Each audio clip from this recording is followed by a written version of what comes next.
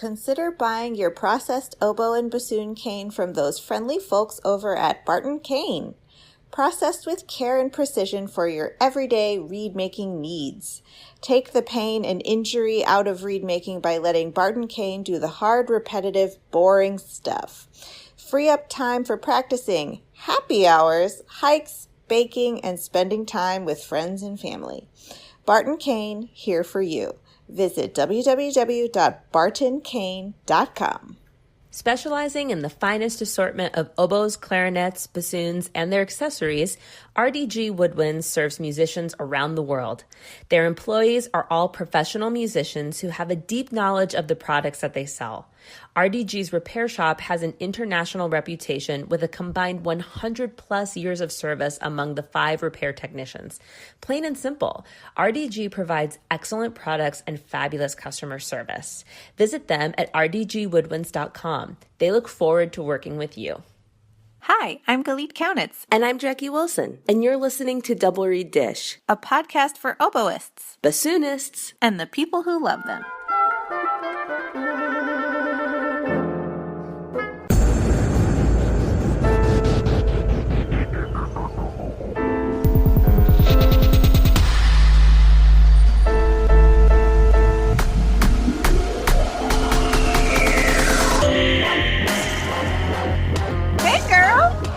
How's it going? We're giggling because we just recorded a little video to send out to everyone, and we were making each other laugh in the video, so sorry about it. We have a very strict half hour in which to accomplish what we need to, and we started off by just gabbing and wasting time, and somewhere in there we came up with an idea, and so we're like, okay, let's do the idea real quick, and then now it's like, oh my gosh, record the dish really fast. So sticking. So what's been going on with you lately, girl? Well, you're bearing the lead. What? Happy anniversary. Oh yeah. We literally forgot. That's the second time today that I forgot. I texted her today and I was like, oh my God, it's our 7-year anniversary. And we like completely forgot. Like usually we'll try to like plan something for the podcast in celebration of our 7th anniversary. But and then you kindly informed me that the 7-year anniversary present is copper and wool. Copper and wool, which did get me thinking, has anyone ever made a vocal out of copper? Like, do you I'm not like into metals. So I don't know, like someone's probably screaming like that would never work. Copper doesn't vibrate. I'm just Googling that it. Just really reminds me of the Statue of Liberty. Like I know. Would a vocal that looks like the Statue of Liberty. I think it probably would. Well, I keep seeing stuff about brass. Are brass and copper the same thing? I don't know. Specifications, material, copper, color, silver. Wait, so are most vocals, like when you see silver lined, is it copper and then it's lined with other metals? Do I look like a metalsmith? The pipe made of copper, silver plated. I think vocals are made of copper. Stop it. I mean, I've just Googled it for 2 seconds, so I am an authority on the subject.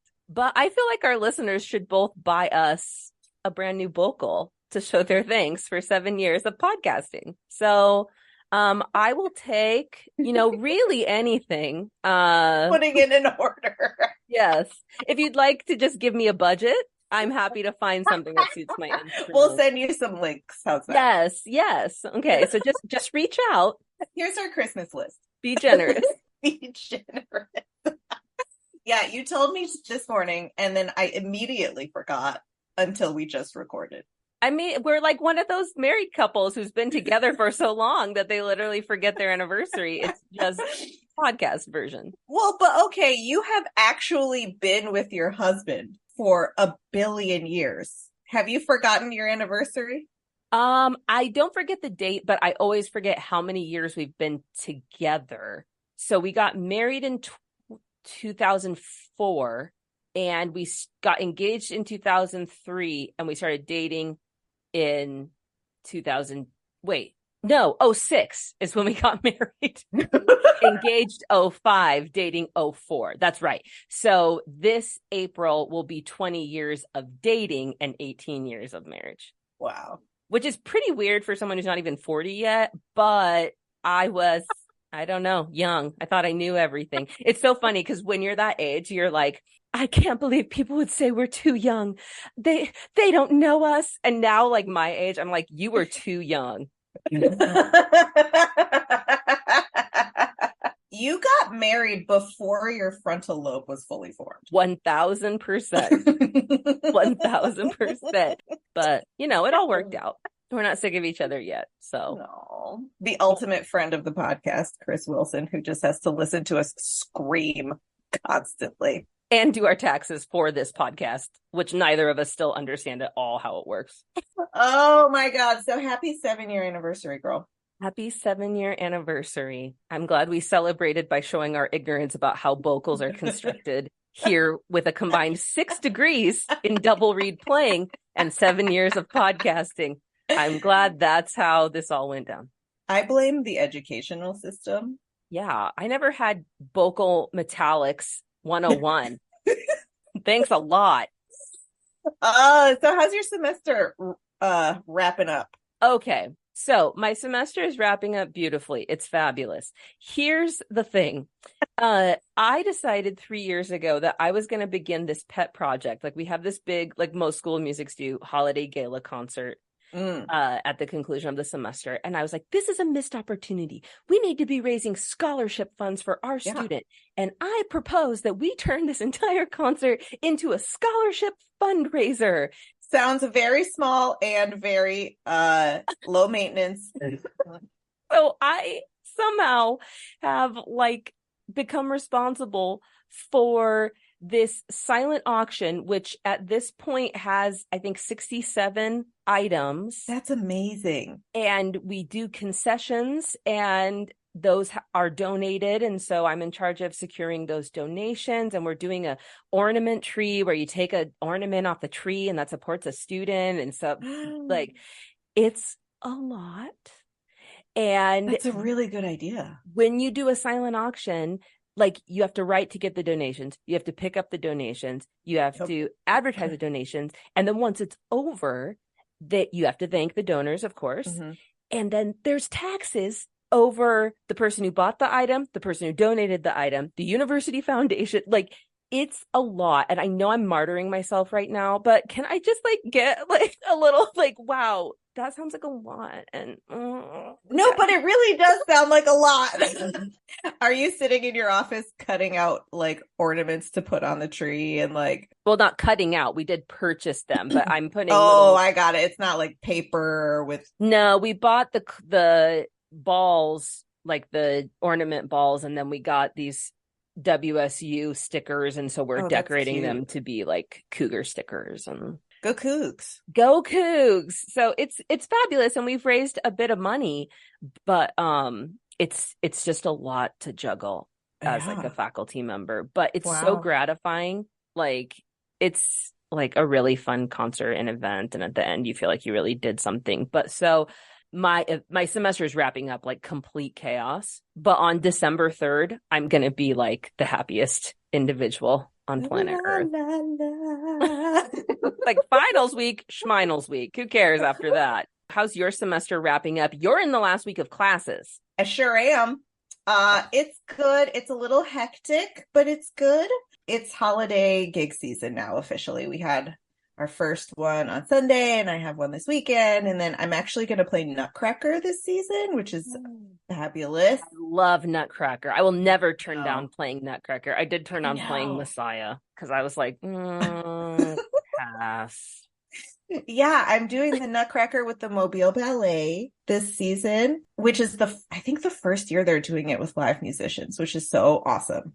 Ugh. Nothing puts me in the holiday spirit more than playing the Nutcracker. I would do it for free. Honestly, I would do it for free. So good.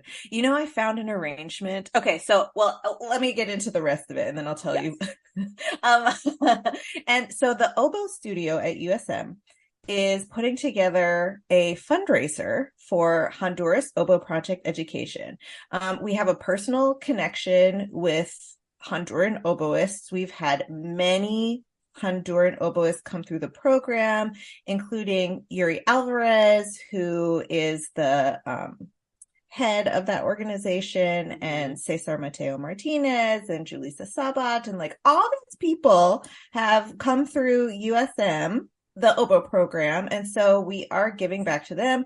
We are putting together a basket, and people are drawing tickets to win the basket. So we're actually parking ourselves outside at lunchtime for 3 days this week to sell tickets. And so far, so good. We've had a really successful first day.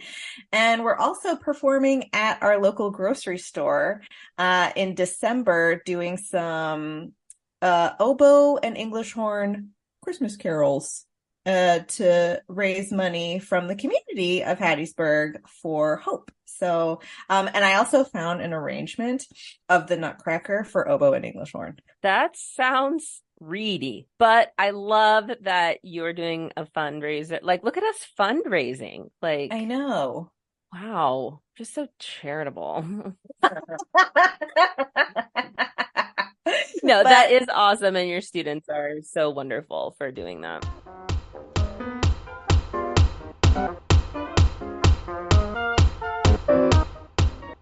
AC/DC Reeds is a one-woman bassoon reed shop in Minnesota run by Ariel Detweiler, producing over 1,200 reeds per year. Selling beginner and advanced level bassoon reeds, AC/DC Reeds are hailed by customers for their even intonation, ease of response in all registers, warm tone quality, and strong low register. Every reed is made from tube cane processed in-house to Ariel's specifications using Rigati or Lavaro cane and a Rieger 1A shape. You'll also find bassoon-themed gifts in the shop, including greeting cards, stickers, artistic prints, and the ever-popular Blackwing bassoon pencil. Make sure to follow AC/DC Reeds on Instagram, where Ariel posts artistic photos and educational stories about her everyday experiences with reed making. AC/DC Reeds is proud to sponsor Double Reed Dish, sharing positive and uplifting interviews to inspire and connect the bassoon community around the world. Find AC/DC Reeds at acdcreeds.com or at retailers like Chemical City Double Reeds, Midwest Musical Imports, or Reed Supplies Canada. Try out AC/DC Reeds today and let the reed do the work. Chemical City Double Reeds is a full-service double reed shop specializing in the sale of instruments, cane, accessories, and sheet music. Double Reed Dish listeners can enjoy free shipping with code DRDISH. Visit them in Baton Rouge, Louisiana, or online at www.chemicalcityreeds.com.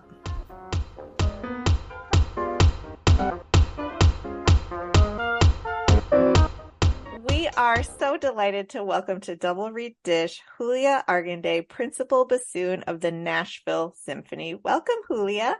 How are you? We are so great talking to you. It's super nice to be here. Thank you so much for inviting me. I would love to start by asking you how you started playing the bassoon.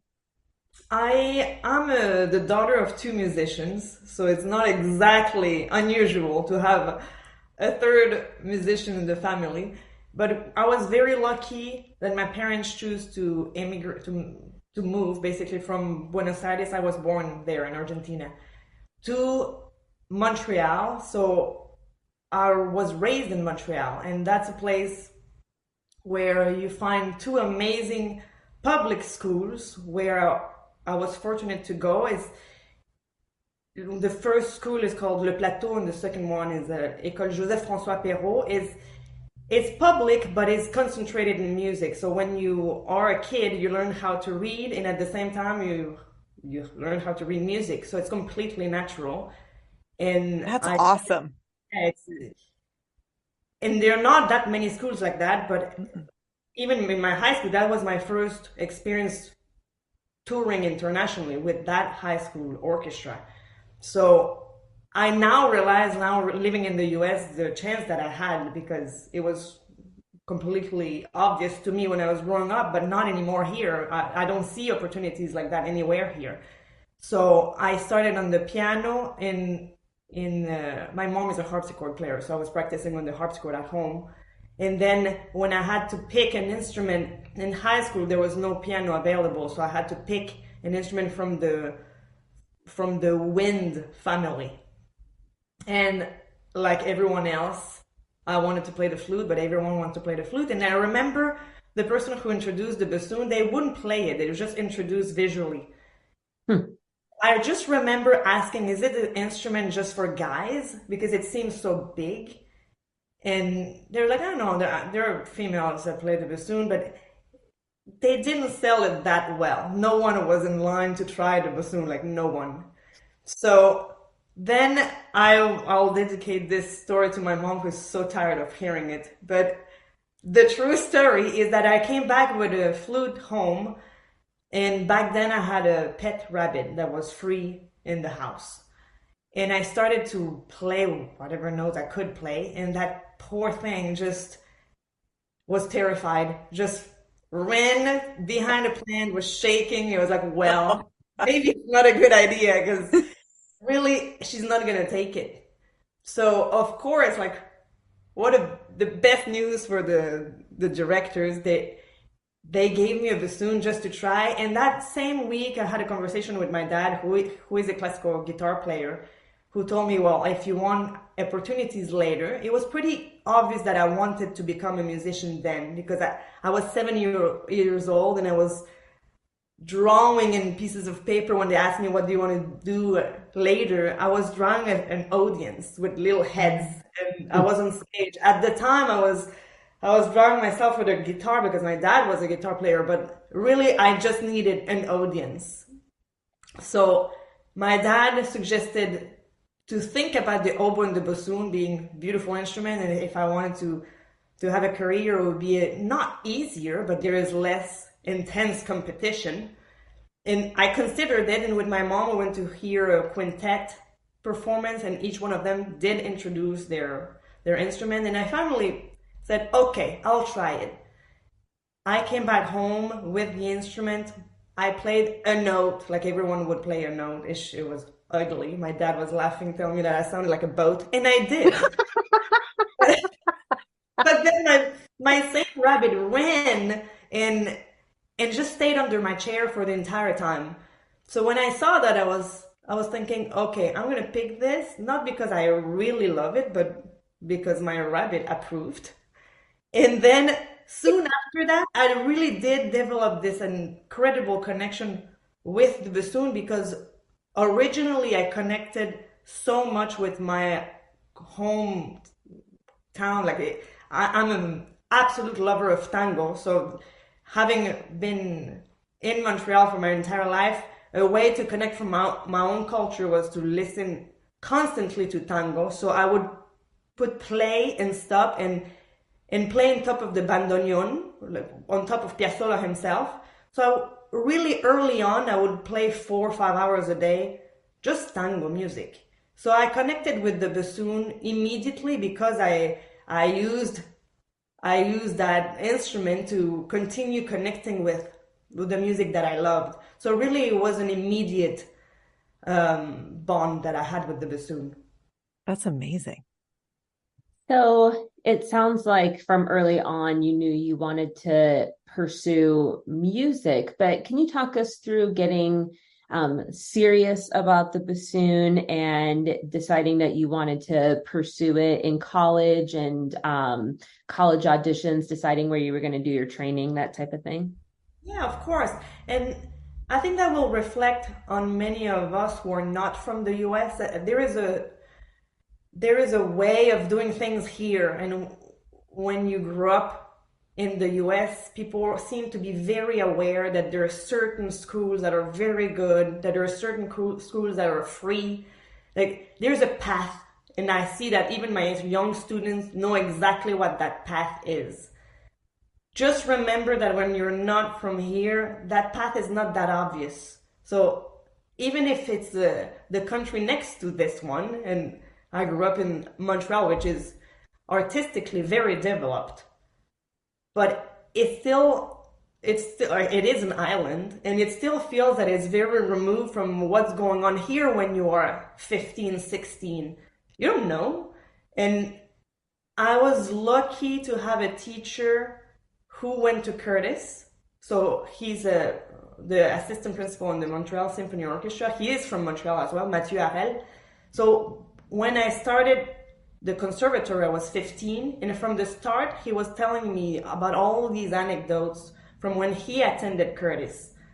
So in my mind, there was Curtis and nothing else, because I wasn't exposed to anything else school-wise. And when came the time to audition, I was very aware of what Curtis was, but not just because, I mean, he had amazing opportunities. Yes, it was free, but he never really let me know, or maybe I didn't grasp that, how hard it was to get in. So me being completely naive, not arrogant, just naive, I had a certain talent, and I was around a lot of other people with a lot of talent. So it wasn't out of the norm either, because those who went to my schools were also going to the conservatory, a lot of them, and we were trained very young and very well. So that passion was shared around me. It wasn't anything extravagant. So I remember a conversation with my teacher, Mathieu, and he said, you would be stupid not to audition to Curtis. And the deadline was just like the next day after that to apply.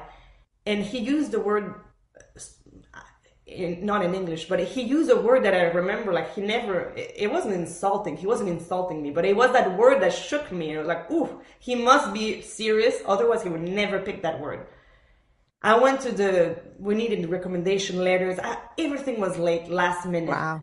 But I decided to do it and to tell my mom, I'm going to try because I want to practice to do that audition. In my mind, I knew that if I had told him I want to go and try to get into Curtis, she would say no because she didn't want me to leave. So I decided to present it as I will go practice because I want to get in the following year.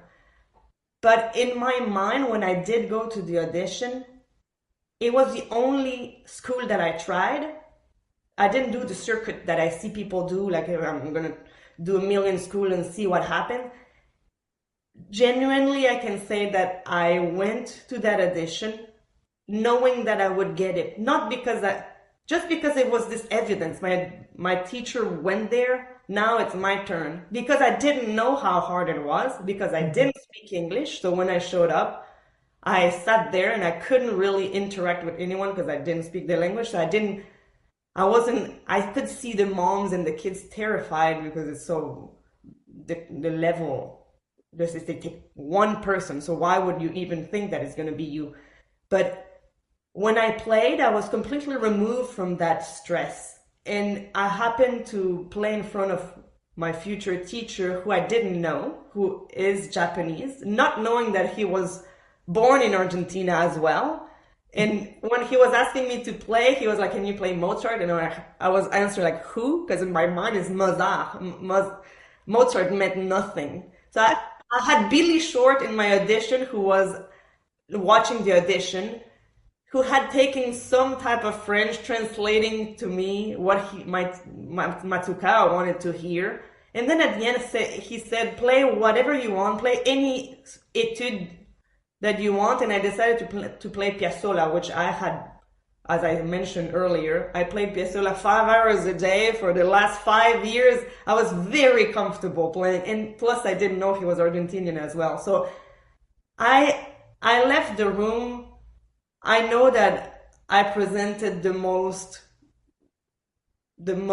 genuine side of me, how I connected with music, and I just went home. And it happened to, I was picked that year, but I did not know until the following year when I was helping people run the audition and I was bringing people into the room, and then I saw this process, how hard and completely, it was a miracle that I was picked.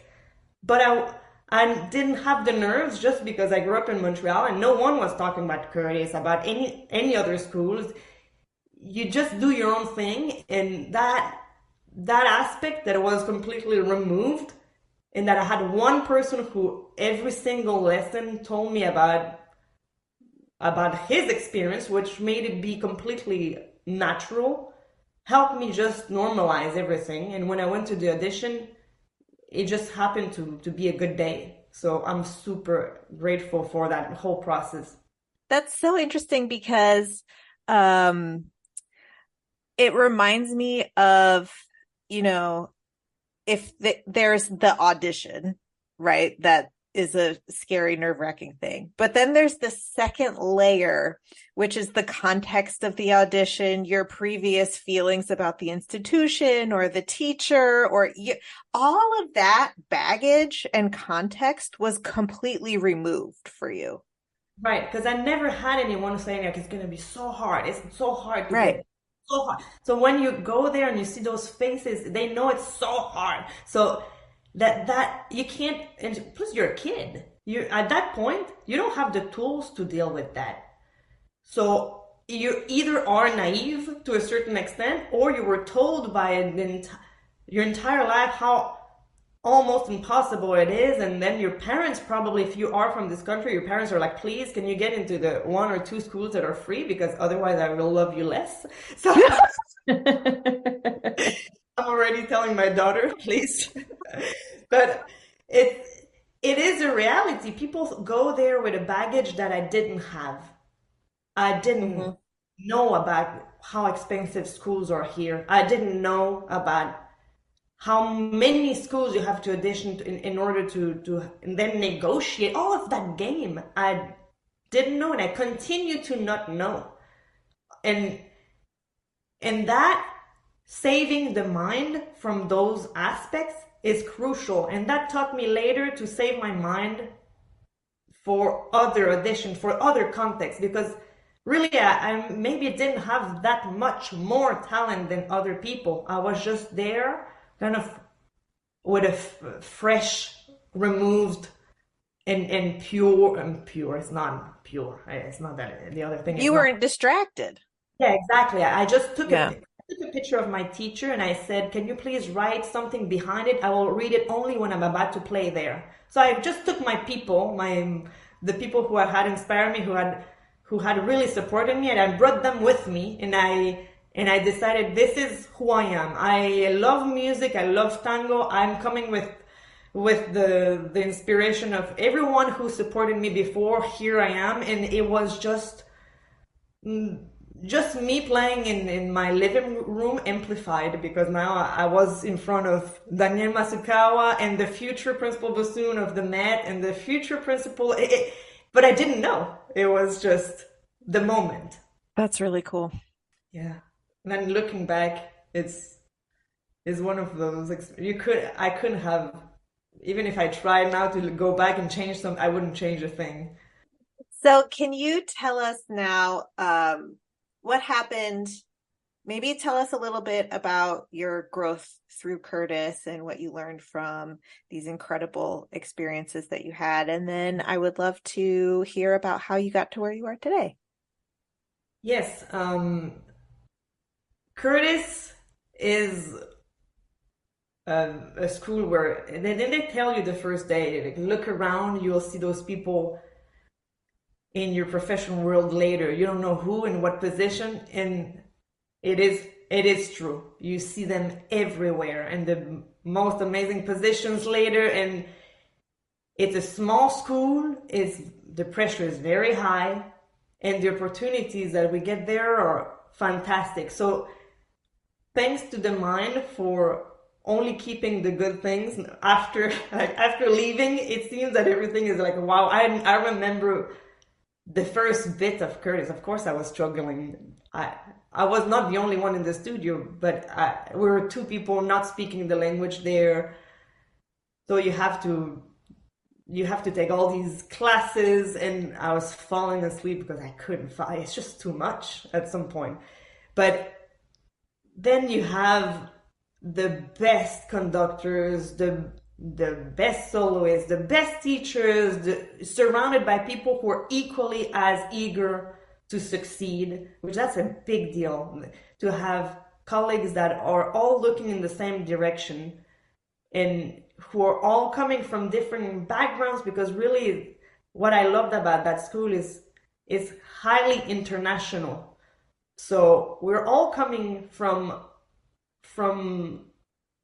perspectives and way of learning that are very different, and that exchange, the Russians with their super disciplined way of approaching certain things like technique, and then me coming from another side of the planet, and we have friends from everywhere, and that exchange was fantastic, because I still remember those conversations that I had, those recitals, those concerts that I had where I'm thinking, wow, a lot of the time the level I heard there wasn't replicated that many times in my professional life. It was very incredible to hear how at a very young age people can have the maturity to see music and with this not only skills but just the complete maturity of interpreting music their own way, like with their old soul, really. And that connection that I had with my teacher there was very important in my path. I had Mathieu Harel in Montreal and Daniel Matuka, of course, at Curtis. It's 4 years with each, but 4 years seeing the same person every week. They become, of course, more than just a teacher. They're a mentor. You see them play every week in the Philadelphia Orchestra, and that's who you grew up looking up to, and then they become a friend, and you see them live their life, struggle as well with certain things, and then we ended up having a very close relationship. And then when I graduated, I went to certain festivals like PMF, and of course you meet more people, and you see your own teachers in other contexts. You see them, my teacher is a superstar in Japan. It's pretty amazing to see. So then I went back to Montreal after Curtis for 3 years. And the thing about a school like Curtis is that all of a sudden you have an extra pressure of now people expect me to succeed. And there is a double-edged sword there, because of course the skills that they give you, the way they teach you, what you take from Curtis is great, but then you also take the pressure, and the other side is like, well, am I going to be the Curtis failure that didn't win a job in time? Am I going to let them down because I went back to Montreal and I'm not the principal bassoon that they expected me to be in this amazing orchestra? Like, for a while I struggled because I didn't have all that pride in the drive from all of the other people. I was by myself all of a sudden in my hometown where I grew up, so where I was a kid. So I went back to where I represented myself just with a dream. And when I started auditioning, I wasn't passing any rounds. I wasn't doing well at all. So it was a very huge contrast between what they had conditioned us to think and then what the reality was later. So the clash happens, and I'm not the only one. From people who come out of that school usually go through that. Is this very high followed by a very low. If the path didn't go exactly like they wanted to be, like just you go into Curtis and then you are this principal blah blah or soloist or this right away. So then you don't know how to deal with that, because I was afraid to do competitions, because I was thinking, well, if I don't win, I'm going to have the name of the school attached to me and I'm not going to represent it well, and they're going to expect me to. So it's this spiral of, well, I should not even try, because what if I fail? So for years I had this love and hate relationship, and especially when I was representing myself in Montreal post Curtis, it wasn't wow. My results in auditions were pretty mediocre, and then I waited to the very end to start competing again, which I loved to do before. I love competing in competitions, and when I decided, okay, now I just need the money. I didn't have money at all, so I decided to put my name in a competition, and I put the foot on stage, and I'm like, why did I wait so long? I love doing this, and I don't care really what the result is. I just needed something to push me and to be like, okay, I need to separate my self-identity with the name of the school, what they expect of us, and just do my own thing and believe that it's going to be fine. But I had to reconstruct my self-esteem and my rapport with like confidence in my playing and myself post Curtis. So it took probably 3 years where then after school I learned how to practice efficiently, and then is when I learned how to really protect my mind after when I was done. Like when I needed to really win a job and I needed to be successful after this limbo, that's where I learned the most, really. Like when you're by yourself, surrounded by those who are, again, there are always somebody supporting you and believing in you and teaching you post-school. So when I grew the most is when I touched the lowest and I needed to come back, basically. Can we hear more about that? I think this is really cool that you're discussing this, because I think from the outside, a lot of us could assume, oh, Curtis is the solution. That's all you need. And it is a pipeline to success. And so talking about, hey, that comes along with pressure and expectations and a timeline and that type of thing. So I'd love to hear a bit about the work that you did to get yourself out of that, and the strategies or the mindsets that you adapted. How does the period after that contrast with what you were experiencing then? I like not falling into any predetermined routines. I realized that also came with neglecting certain areas, and when I was practicing, and because I was afraid to fail, I always sabotaged something in my preparation to give an explanation to, of course I didn't win because I didn't practice Mozart enough because I don't really like it, so that's why. So I wouldn't touch my ego.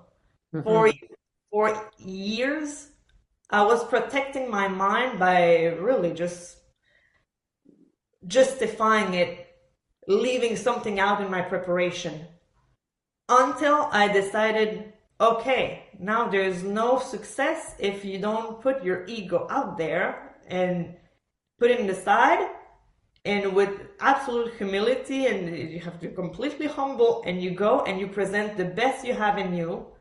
But that comes with it comes with fear, obviously. So that's so hard. What you're describing is so hard. But then what you have to present, what your cards are, then you have to find a way to have a system that is efficient when you practice. And that's what most of us don't have, because when we do present something in front of our teachers, we present the result. And so it's so rare that people teach you how to get to that result. Like we were always talking, well, this phrasing should be better, you should change this and that. But I needed someone to tell me and go with me in the process of the result will be fine. I just needed a system that was efficient for me. And sometimes it's good to be forced to explore other things. For example, I am a little bit, how do you say, kamikaze, like, I don't, Kamikaze. I take risks, too many risks. So, for example, um, I decided to go on a trip for a month or a month and a half in Europe. I didn't take my bassoon with me. But I decided that I was back into competing. So I put my name in a competition, hadn't done it that much. And I put just pieces that I thought I would like to play, just big rounds. So cello music that I had never performed, never practiced. I just think that cello music is a lot of the time better than what's written for us. And plus, in the final, I was like, I'm going to play Piazzolla, so I'm going to play Le Grand Tango, which is for cello. I wrote that not knowing what type of endurance it would take. And then I put my name for the audition in Washington, D.C. for principal in the opera, which I had never practiced a single opera excerpt in my life. So I left and I was forced to practice without my bassoon. That's how I confirmed that whatever I was doing before did not work, because I did sit so many hours with my bassoon. It just was not the right way of approaching it. When I didn't have my bassoon, I was forced to really rethink and practice in different ways without this physical object in my hand. And I realized, well, everything starts from how we conceptualize things. I started singing so much, conducting so much, recording my voice, realizing that my habits on the bassoon are coming from my aesthetics, so from my voice, basically, how I phrase things. I started fixing my habits. The technique can be practiced away from the bassoon. Phrasing, character, tempo, visualization, everything that I needed to do, except for a few things, which endurance, pitch, and even the tone can be, for me, it can be practiced away from the bassoon.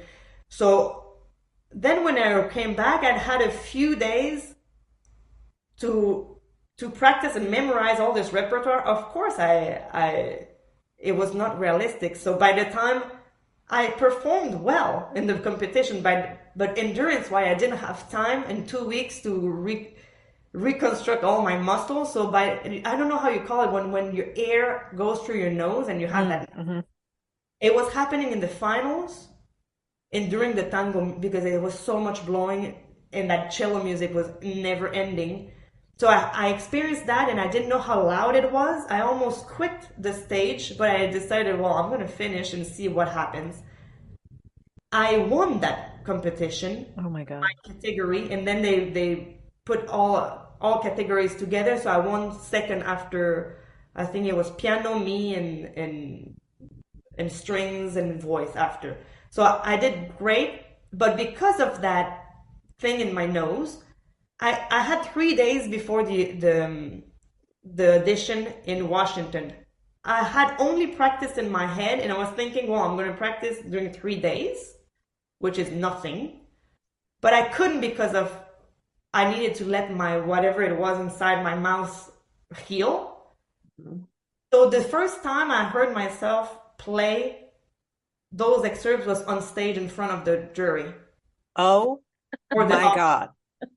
And that's how I confirmed. Of course, I didn't win, but I was in the 3 people in the finals. But that gave, because I won that competition, I did so well later, I realized, you know what? I'm going to change the entire way of how I approach practicing, because my better results were when I practice away from the bassoon. There's so much you can be doing, because your mind is completely focused on one task at the time, when there's not a million obstacles, because playing the bassoon, you have to think of so many things at the same time. And it's not true that you can't fix them. Usually people fix one thing and then you're like, oh, that went better. I'm going to think of the other thing. The other thing went out of the window. So you're like back and forth trying to fix things, and it's just completely not efficient. So when I was away from my bassoon, I was doing so much work understanding what I wanted to begin with, because I think that's biggest issue that they don't know what they want to begin with. So they have no signals to give to, I want the bassoon to be my extension, not my bassoon to control me. Mm-hmm. So when I spend so much time just worrying about one aspect at the time, putting my entire focus on that and protecting my mind, really, because I'm not hearing myself miss a million times. I'm not getting frustrated. When I get to my seat and I do practice, there's so many things that are already taken care of that I don't have this frustrating experience when I practice. I'm there just to confirm that what I wanted is correct or not, to tweak it, to get closer to the goal, but not to start fixing 1,000 things and be overwhelmed. I don't want that experience, because I'll need to come back the next day and practice again. So I refuse to have a bad experience when I sit with my instrument. So the more I understood that not only I can practice efficiently so many things when I'm not sitting on my instrument, so I have so many more hours during the day to do that. So if I want to do dishes and pre-practicing, I can. And also I realize I can also, with visualization and with other tools, I can also decide how I'm going to feel and practice how I'm going to feel for important performances. So that too can be rehearsed. Everything can be rehearsed. And that's mostly a way. So I started having a much better relationship with performing, with practicing, and with taking care of my mind, which that made a huge difference, because that toxic spiral I was in and the blah blah that is going on in my head for so many years stopped the day I decided it would stop. And then of course it comes back in little glimpses here and there, but I know how to stop it, and I know how to reverse it in a way that I will never go back to what it was. It's once you know what's on the other side, when you decide to have a better dialogue in your mind, you never want to go back to what it was. So have you noticed that when we do play and we're in the zone, and it's so easy, regardless what we're doing, it can be the hardest concerto and you're in that zone where you're in the moment, there's nothing else that matters, and you're playing as well as you can, and you're not working at it, it just happens. That's a perfect point. There's a point there that happens when there is the same level of self-esteem, of the conscious mind being the conscious mind is one thought at the time. So when that is positive, and when the subconscious, that's where you get all of the skills taken care of, all what you can't think at once, like, well, the position of your mouth and your fingers and this, when all of that just naturally happens, is when you feel completely at ease. But what we tend to do when we practice is put a lot of time into our practice, just the technique, and when we think we're doing the best thing we could do for our excerpts and spend 4 hours a day on those, we put a lot of time on that, what we call that subconscious aspect. So we are trying to get the skills, but at the same time, people tend, or I did at least, to destroy the self-esteem and the self-image. Yep. So that creates a gap, and that gap eventually affects the conscious mind too, because you're saying the blah, blah, blah that you can't stop. So we're actually being completely unproductive. And the day we have to perform, we wonder why it didn't go well and why we don't find that zone. So I don't tend to accumulate that many hours, but I need to find the right balance between finding a way to fix the things that are objective. Obviously, I will have to perform the same way everyone does and have the same technique as everyone and find the same good intonation, good sound. That's for everyone. So but I'm very conscious of what I do when I practice to keep these three things balanced. And that mental game, if it's not taken care of, there's no way we can have any good results. So that's why I tend to approach practicing much differently. So I protect the result that I keep the visualization is very important in the breathing and how I know that I can feel, because as I said, that's something that is being rehearsed as well. So by the time I had to perform or audition and I had changed my way of approaching practicing, I went from not passing any rounds to being either on trial or winning. There was no middle. And I was the same person, the same skills, the same approximative talent. So that's what made a difference for me, just to be forced to re-explore my way of practicing, which means also sometimes doing things untraditionally and being okay with understanding what doesn't work for me that works for everyone else. And it's okay if my mind is not engaged, I'm not gonna do a certain thing that everyone says it's great. Like, I do not play scales, I do not play long tones ever, I don't do etudes, I don't do any of that, but I will replace it by things that are efficient for me because my mind is engaged a certain way. And I will get to the same result, but I'm okay with being untraditional.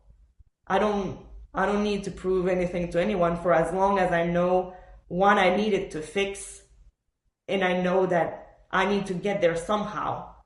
Yeah. I'm so inspired right now. This is so fantastic. Yeah. And I think it goes back to, knowing why we're doing something and not just replicating or arbitrarily holding up traditions, or there not being one recipe for success. And I think you're right that practice can, if it's not done in a way that's productive, it can turn into something that causes us to fixate or self-soothe or those type of things that are ultimately harmful and work against us but we say, oh, I did the 3 hours, so I'm doing something right. But that doesn't necessarily mean that we were progressing. For sure. And then it's hard to understand why don't I get anywhere? I'm doing, and no one, there's a point in the career, at least, where when you did cross the line of being a professional, where no one is allowed to say anything to anyone. You can't just offer advice just because. And if you do, oof. So there's this moment when you stop having a teacher, you're by yourself, or if you become a professional, that's not a time where the conversations are the easiest to learn from each other, because people keep what happens at home and what happens in the way they practice or in their mind it's kept very closely. It's not typically a subject that we want to reveal. And I don't know why, because we could learn so much from our colleagues if it was just like traditionally accepted to talk about it. But then I see so many people who just completely wonder, why is it that they put all this work and they don't get where they need to be, they don't perform well. And it would be so simple if we could just sit down and exchange the way we approach things and accept to go in a very uncomfortable zone, because when we do change the way we have approached practicing, there is a moment of limbo there that is absolutely scary until you confirm that the other way is more efficient. But you have to accept that it might not work and you might not win.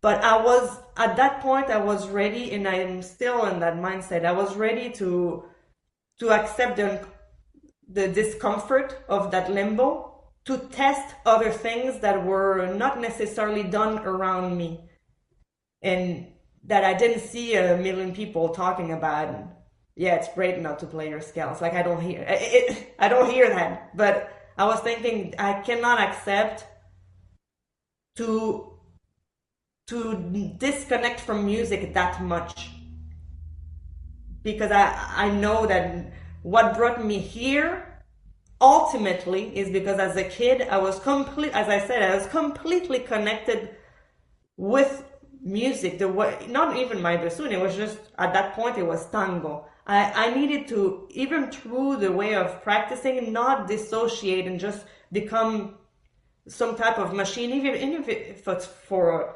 3 hours. 3 hours is a lot. That's a lot of the time, and that's the moment we sit down to think about the goals we have, which means the future, and which means like the future life we want to have. If that's disconnected from what the flame to begin with is, I personally don't see the point. I need to make sure that within that process I keep always my connection to music to begin with, to how I love to do what I do, and how I love to connect with others when I do it. Because also I realized through not doing the practicing the way I just get in my head, and the more I get in my head, the more it's difficult to play with others and to share. So it becomes a very selfish type of playing where you're only thinking, what is my voice and what is my way of interpreting, and how am I going to be better than in this competitiveness that can become toxic.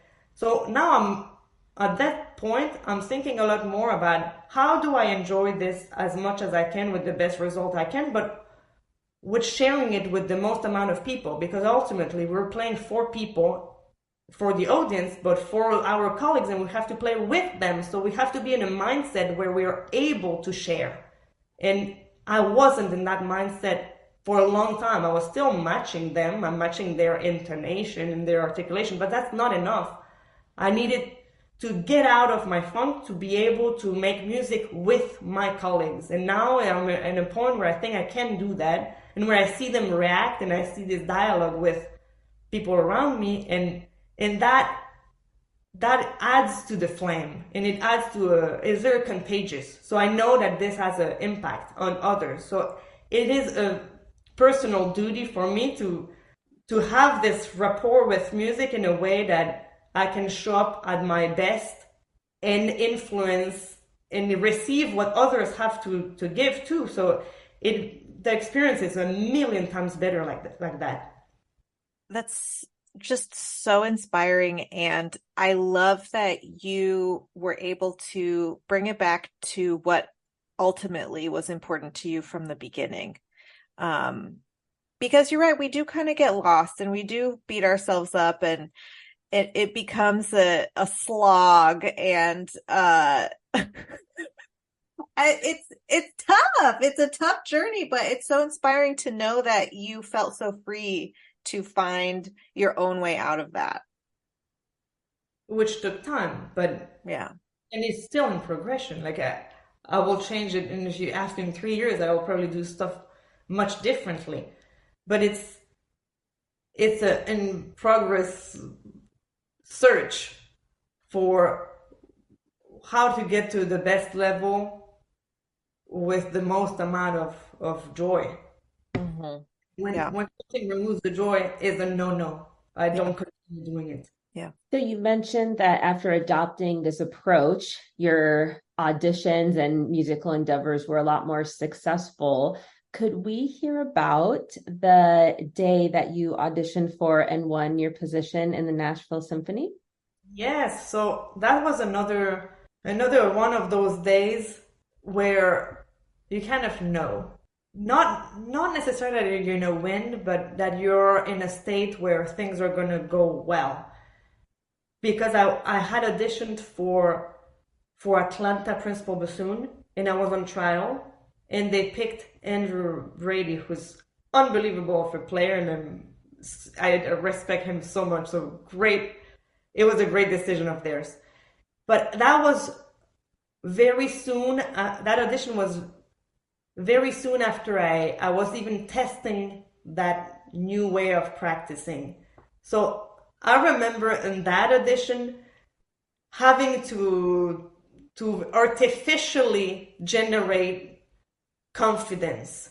Mm-hmm. I was still going to that little mirror in the bathroom, like, you can do this, like just overly done. And the mix of fear in there was a little, in the excitement, there was maybe a little bit too much fear still. So when I did well, I was on trial, they picked somebody else, but that gives you the little push, like, okay, I think I can do better. And the audition for Nashville was very soon after that. One was in September of 2016, 15, and then in 2016 it was the one in January 9th, I think, for Nashville. So that was my revenge in my mind against just myself, like the process. I was like, okay, this time I'm gonna believe in my system, and I'm gonna go with more confidence. And by then, I didn't have to artificially provoke it. I was very comfortable with my approach to building, like, the system of how I wanted to build that edition, where my mind was. And I didn't know about beta blockers then, so I was just completely sober. I went just the way I was. Which now I'm like, am I crazy? Everyone. But I was so completely at ease. I remember playing the semi-round, some stuff happened. It wasn't horrible, but I remember that. And then the final was just an entire list. And I just couldn't wait to present all of these, the plans, like the musical things. I was following my musical ideas. I wasn't trying to win, really. I was just excited to turn phrases a certain way, and they were gonna love this, instead of being like, are they going to like me? What if I do something they don't want? Like, I was in the opposite mindset, like, they're gonna love this. And I just remember playing one excerpt after the other and thinking, it's the same process that we all think is so hard. It's so completely, sometimes it's cruel. The audition system is very difficult. It is difficult. There's nothing easy about it. But when you're in it and it's going well, you're like, this is not that bad. It's not, you're just presenting what you're very passionate about, and that's a little recital at the end, because it's really 45 minutes of playing, and it was with no curtain at the time, so you have a little audience, which is the same thing I was drawing when I was a kid. Like that, I'm living my dream right now. Like, this is great. So then I remember waiting for the results, and at that time just knowing, okay, I think this is it. And then they announced my name. And after that, I realized, where am I? I went on the map of the US. I'm like, where is this? Because I just remember, of course, when you are in audition mode, you just take whatever audition is on the newspaper. Like, when you see on Nashville, okay, I'm going to buy a ticket to Nashville. I'm going to try to win Nashville. Not because something in Nashville was so attractive. I didn't know where I was. I opened the map, like, okay. I called my parents. I won this, and my mom like, are you serious? Like, just realizing, okay, I'm moving here, and then I realized, okay, I'm in the middle of a country, like, it's country music. I didn't know. I'm like, okay, like, now the culture shock is happening. Like, this is my life now, and because we're chasing this goal of I need to win, you forget about everything else that comes with that. Like, when you do win, your life is now something else. Now you have to say bye to your family, to your culture, to your language, to everything, and you have to adapt to this new world. And I had no clue what I was signing up for. Zero. I just wanted to win and test my system and do better. And now all of a sudden, I'm I'm in the principal of a section in a beautiful hall with colleagues that I can build with, that I'm going to see for the next how many ever years. And I didn't know what it meant back then. I just knew that, okay, now I succeeded. And then before I moved to Nashville, I took my suitcases to audition for principal in Santa Fe Opera. So I was moving to Nashville through that audition. And I missed my flight because I was saying bye to my mom for too long. So I went back home, I bought another ticket to Santa Fe, another $900. And by then, those opera excerpts are so freeing because I never really, except for that one audition I did in DC Opera, I was very unfamiliar with those type of excerpts, and they have so much life and character to it. It's in high altitude. It's not the easiest to audition when you don't know where you are. You're complete high altitude. Your reeds don't work. I was playing on some other people's reed because mine wouldn't work there. And that's another thing too. I have no shame in saying I want so many things in other people's reeds. I love that. It's funny. It's like, and it's okay because do what it takes to win or to do well. And I have no issues. My dignity is completely untouched. So I ended up winning that job too. So when I started Nashville, I started what now is my routine of spending from September to June here as a principal in an orchestra setting, and then the rest of the year principal in the opera in Santa Fe, and doing chamber music also in Santa Fe. So all of a sudden I had more than I even imagined, because I have this balance of orchestra, opera, and chamber music that just is served from nothing, from being the same person unemployed before, for experiencing all these changes in my self-image and changing how I practice, to eventually getting a life that I couldn't dream of. Like it just happened, and now I feel super grateful to have a little bit of each and never get tired of anything, because it keeps me on my toes. Like playing 5 operas in the summer, it's unbelievable. If I did that all year long, I don't know if I could. But it's the best music on earth. It's amazing. But then you play it just for 10 weeks and you come back to something else. And it keeps you awake and keeps you motivated and enthusiastic about what you do, because there is variation there.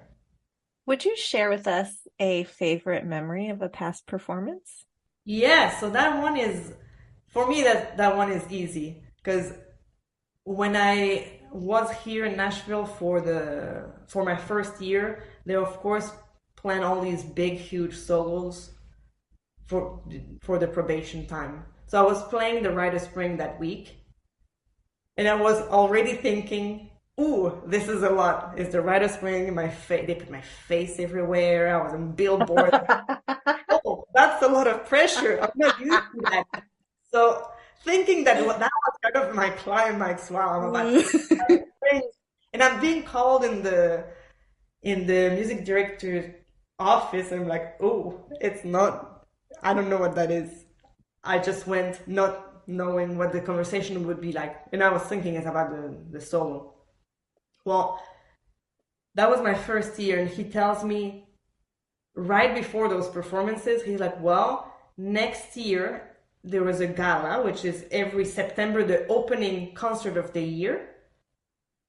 They invite some big personality, a huge name. And it's just one night, but it's the gala concert. And he said, John Williams is coming. That was his only time coming to Nashville, first and last time so far. And he said he wants you to play his concerto, the Bassoon concerto. I was like, oh, okay. He will be there. He'll be conducting. So I said yes to that, and that was my probation time still. That September, the next September, I was like, okay, this is amazing. I got to perform the John Williams Five Sacred Trees so that's the only piece that he did not conduct in the program because it's a lot to conduct. But he was sitting with his big score in front of me for the rehearsals.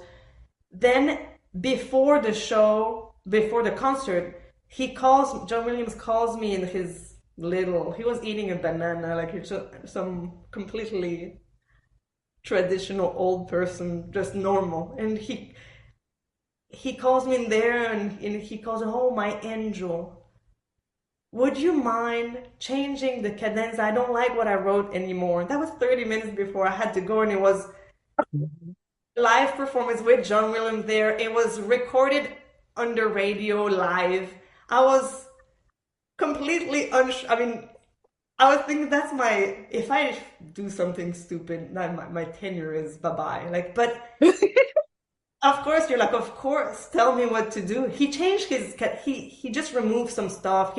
So he was writing on my part all what he wanted me to, because it's just bassoon solo. There's no orchestra as a cadenza in the beginning of the concerto. So he was listening to the concerto while it was happening in the side of the backstage.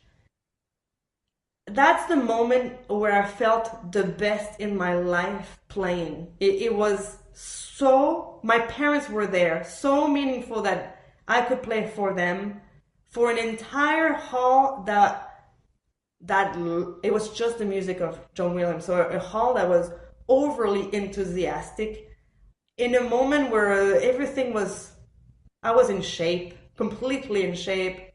I was completely at peace with everything. I wasn't nervous at all. I don't know why. I should have been, but no, I was enjoying the very moment. And then when he came on stage after the performance, that was the first time that the audience saw him, because then he would be there in the second half to conduct his own music, of movie music. So I got to experience, standing in front of the audience, the explosion of screams that I don't think any like Rolling Stone experienced something like. It was unbelievable. The love that John Williams received, it was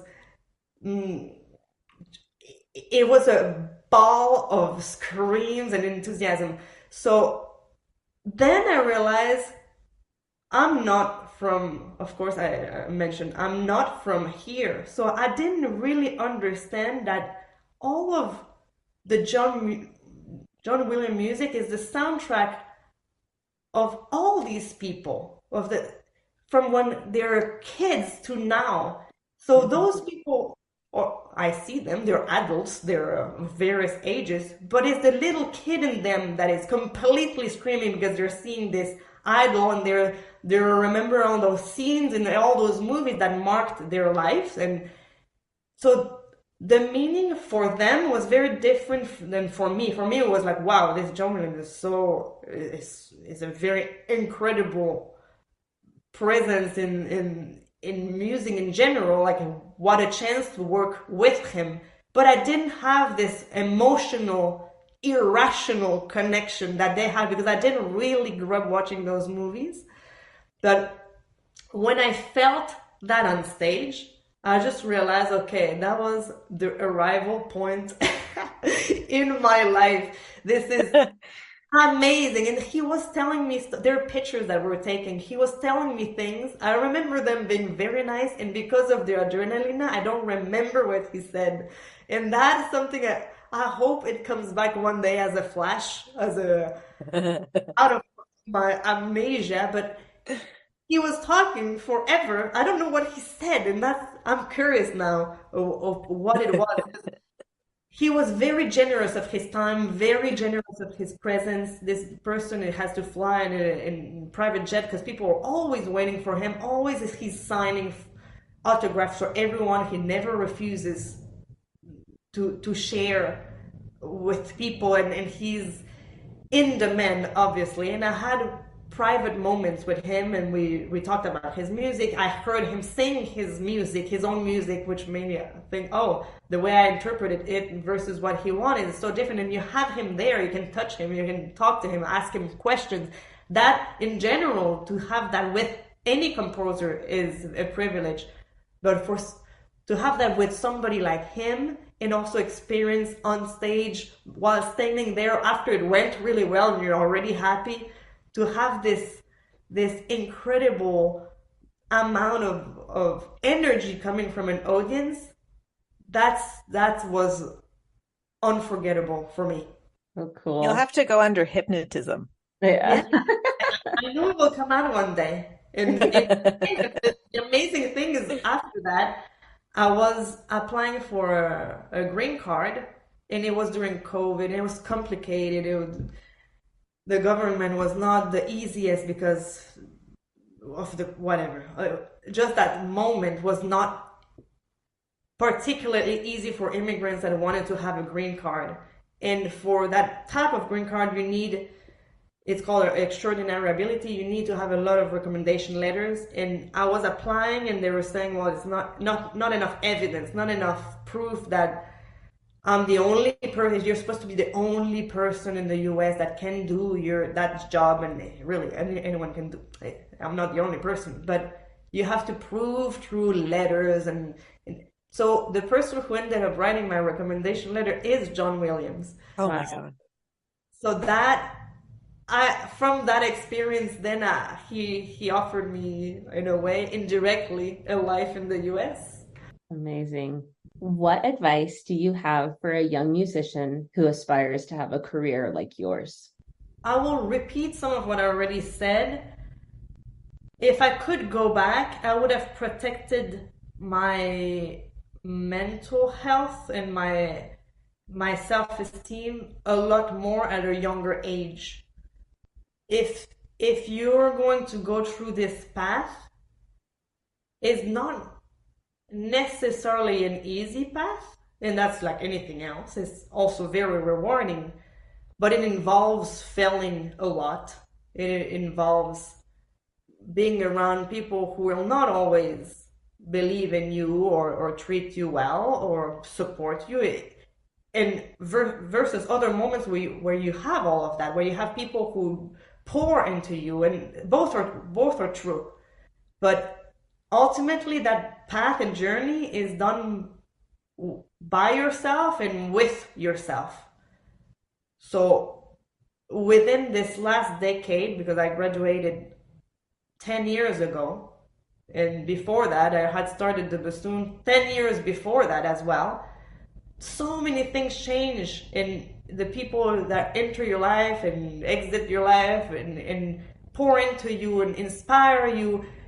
All of that is amazing, and we're all lucky to run into different artists, players, or parents, or mentors that will be there to help us. But the one thing that people cannot solve, because of course you can have advice for making your reeds better, and you can have great advice to practice, but they can't solve this one thing, and that's how you talk to yourself. And that needs to be solved by you and protected by you for your entire life, because you're the only person that is behind the screen and is talking to yourself and is believing in yourself or not at that moment. And there is no success at all without being so completely sure of what you have to offer and a clear plan of how you're going to get there, but also especially how you're going to be gentle and protective of your own mind, so you can experience what you need to experience: success, failure, being in that limbo I was talking about, and always be in a safe place within those dark moments, but create that safe place for yourself. It's not always easy to do, but it's something that can be can be practiced and can be changed and can be ultimately completely solved. And there is a place where when you do solve these things, it affects your entire life as well. It's not just bassoon related. So as a young person, yes, continue to dream big, and continue to be inspired by your colleagues, especially be curious and try new things. Just continue to look up to people. Anyone has something that you can't do or that you don't do well, and that they can share with you, and you can learn from pretty much anyone. Even when you travel and I sometimes learn from kids, and I learn from, I don't know, I go to Cuba, and I learn from the people that you don't think you're going to learn from. But when you are available and observant and ready to receive, you're also ready to give as well. But within that dream, know that it's not going to be a linear path. It might take a long time, and it might not take a long time. You will never know. And that's not like I was saying, like there is no recipe that you went to that school, you're supposed to be in a certain position right away. There's none of that. Everyone will reach what they're supposed to reach at the moment that they're already. But within that journey, there are certain things that need to be protected. And for me, those two things are the connection with music and the connection with that non-toxic way of talking to ourselves, that is safe, positive, and connected, and that allows you to be curious, just like a little kid. When little kids are secure, you see them playing, you see them go a little bit away, and they turn to see if their mom is still there. And when they see that it's fine, they continue to play, and they reach out to others. When the kid is insecure, they need their mom, they don't do anything. We are big kids in a way. So we have to calm ourselves and be there for ourselves first, so we can explore and we can be curious and we can connect. And that's something that should be way above how many hours do you practice, how do you practice, what do you do, how are your reads. That's completely secondary, because you can't really genuinely dream when you know that you don't have what it takes within you to continue taking a step ahead in front, like one more step. So when you feel stuck, is not the context. It's not because auditions are cruel. It's not because it's so hard to get into that school. It's because we're internally stuck. So it's okay to ask for help. It's okay to go and really explore that not so nice. It's hard to face it. It's a little bit of a dark place, but that's where the key is going to be, as a young person and also as an adult. But I wish I had done it before. Julia, thank you so much. I know I needed to hear that, and a lot of our listeners needed to hear that. So thank you so much for being so generous and honest with us on Double Redish. This was a true blast. I'm so happy I get to spend this hour with you guys.